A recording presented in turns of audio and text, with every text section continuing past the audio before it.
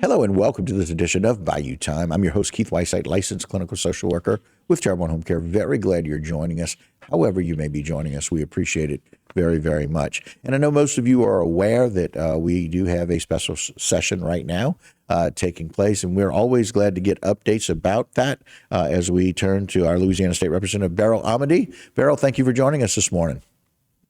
Good morning. It's a pleasure to be able to join you. Thank you so much. And so a lot of people kind of are aware that we're in special session. Can you tell us a little bit about why specifically? Oh, absolutely. Well, we knew that we were to expect a special session right after we came in for inauguration because the governor in his campaign always said that his first order of business was going to be to call a special session, but that was going to be on crime. But in the meantime, we had a U.S. District Court judge who has ordered us to redraw maps. So that special session had to happen first because of the judge's imposed deadlines. So we are here in special session right now because we're under a court mandate to redraw our congressional district maps. And so, and the reason that it's important for you guys to kind of make that decision or kind of to be involved in that process, if you don't, there's an alternative there, right? Well, yes. Now, constitutionally, it's up to the legislature to draw district maps for many different districts, congressional, Bessie, legislative. And so if we do not redraw the maps, if we don't abide by the judge's mandate, then the judge herself will draw new district maps for us. And it's really not the court's purview to do that. It's the legislature's responsibility. So the reason we're here and we're working on this is because we believe that the legislature is supposed to operate with the people in mind. Judges are supposed to interpret law. So best case scenario is the legislature will draw maps with the best interest of the people in mind. And that's what we're trying to do. Gotcha. And so there's a couple of different proposals that we've been told about. Let's talk first about the one that comes from Representative Eccles and maybe that first map, if you could kind of walk us through that. Yes, the map that Representative Eccles has put together is his effort to abide by what the judge requires and also abide by all of the other rules and regulations that we face when we consider how to draw district maps.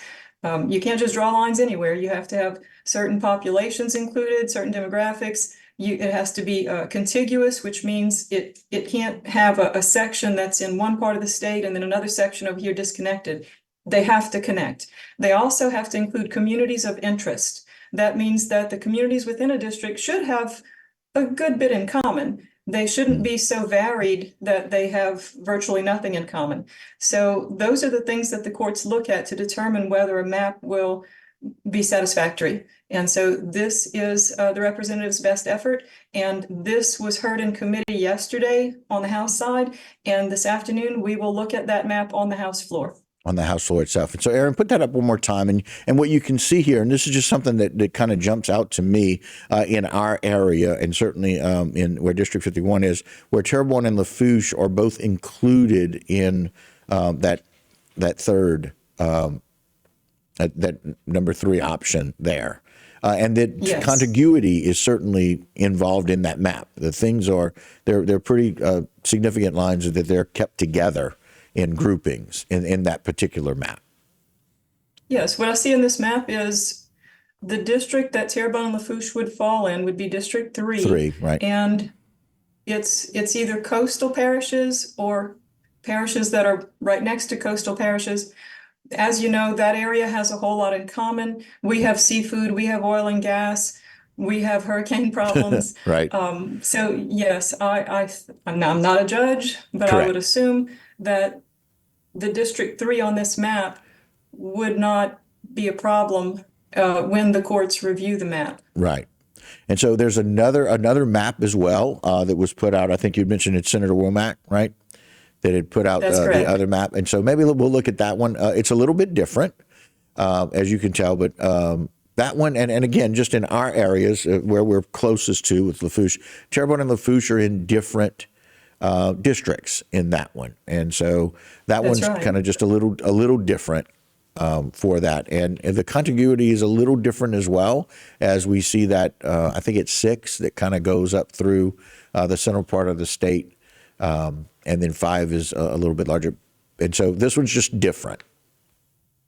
It is. It's a good bit different for our area specifically, in that not only do I see that Terrebonne and Lafourche would be in separate congressional districts with all that we have in common, but I do believe this map divides Lafourche, the parish itself. Yes. It looks like the top of Lafourche Parish would be with Terrebonne, but the bottom of Lafourche Parish would not. And be in District 1. Yeah. Yeah, so there's a lot of discussion about that, in whether that would be good or bad for our area.